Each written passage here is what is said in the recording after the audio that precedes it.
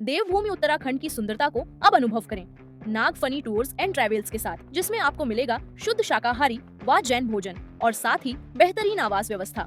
आनंद लें ऋषिकेश, नैनीताल, मसूरी और Jim Corbett के मनोहारी दृश्य का।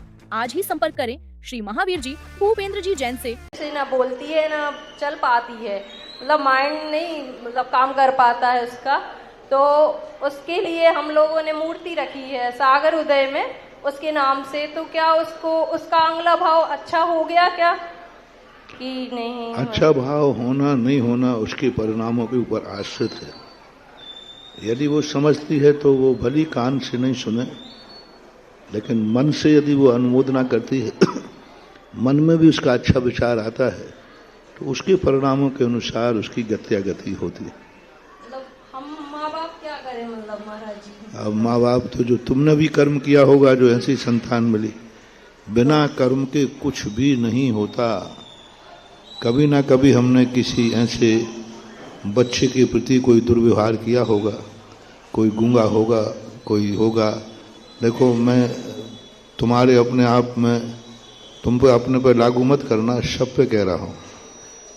जब आप लोग लड़की बच्ची देखने जाते हैं तो उस समय काले ऐसी से व्यवहार करेंगे, हमारा बच्चा हीरा है।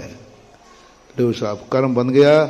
अब तुम्हारे घर में भी वैसी ही बच्ची पैदा होगी जिस बच्ची को तुम उपेक्षा करके आए हो, घृणा करके आए हो। कभी किसी गूंगे से, कभी बहरे से तुमने घृणा की होगी, उसकी उपेक्षा की होगी।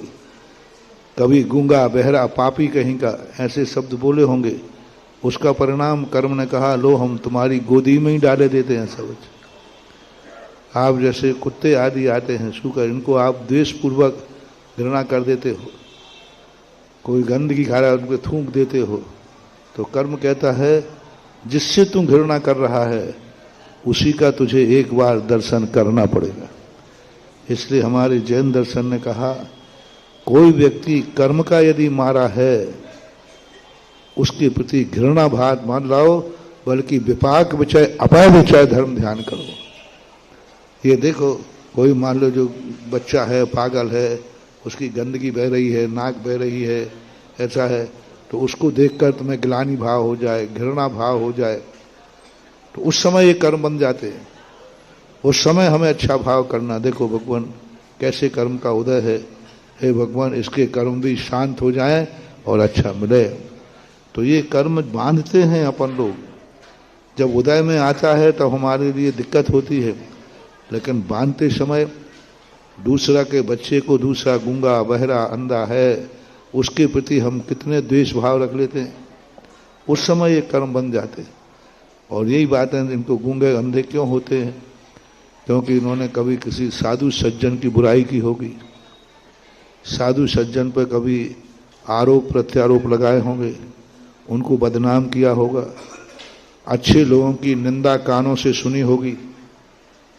अच्छे लोगों की निंदा, धर्म की निंदा, गुरु की निंदा, अच्छे लोगों की निंदा कानों से सुनने में रस लिया होगा, कर्म ने बहरा कर दिया। मुंह से कभी किसी अच्छे लोगों की बुराई की होगी तो लो साहब गूंगा हो गया। मन में किसी गंदे विचार आए होंगे, षड्यंत्र अच्छे लोगों के प्रति मायाचारी की होगी, षड्यंत्र किया होगा, लो वो मंद बुद्धि हो गया, मन विक्षित हुए जन्म से। कारण कोई ना कोई है।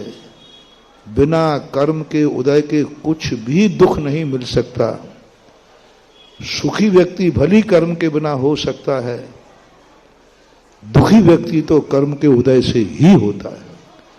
सुखी व्यक्ति बिना कर्म के इसलिए हो सकता है कि अशुभ कर्म के उदय में भी साधु संत समता धारण करके अखत आनंद को प्राप्त करते हैं, अकल्पनीय अकथनीय आनंद को प्राप्त कर लेते हैं।